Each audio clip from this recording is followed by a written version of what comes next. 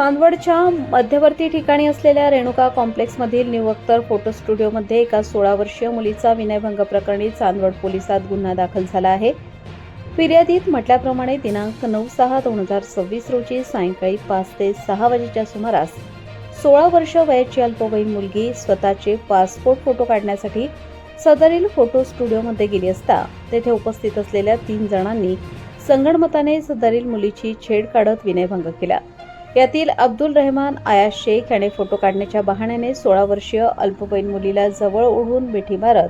हातांनी तिची छाती दाबत तिचा विनयभंग करत लैंगिक छळ केला.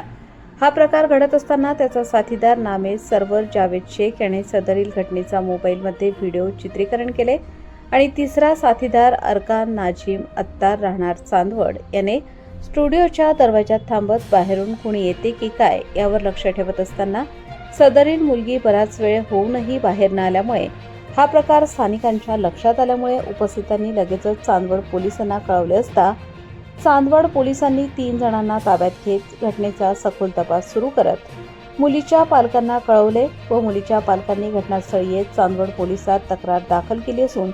3 जणांवर चांदवड पोलिसात 245/2026 भारतीय न्यायसंहिता कलम 74, 75, 3, 5 सह बालकांचे लैंगिक संरक्षण अधिनियम 20/12 चे कलम 12 प्रमाणे गुन्हा दाखल करण्यात आला आहे.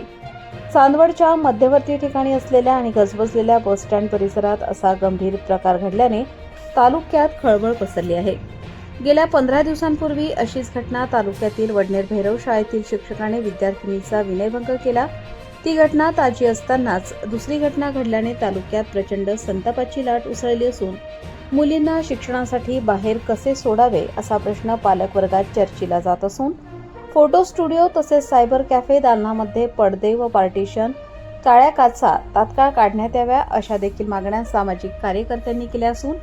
असले प्रकार नेहमी घडत असल्याने महिला मुलींचा सुरक्षिततेचा प्रश्न पुन्हा एकदा ऐरणीवर आला असून संबंधितांवर कठोर कारवाईची मागणी जोर धरत असून संबंधित बालगुन्हेगारांना दुसऱ्या दिवशी बाल न्यायालयात हजर केले असता यातील अब्दुल रहमान आयाश शेख, सरवर जावेद शेख दोघेही राहणार नाईकवाडीपुरा चांदवड व अरकान नाझीम अत्तार राहणार बागुल गल्ली चांदवड ह्या तिघांची बालसुधार गृहात रवानगी करण्यात आली आहे. प्रबंधभूमी न्यूज नेटवर्क टीम चांदवड.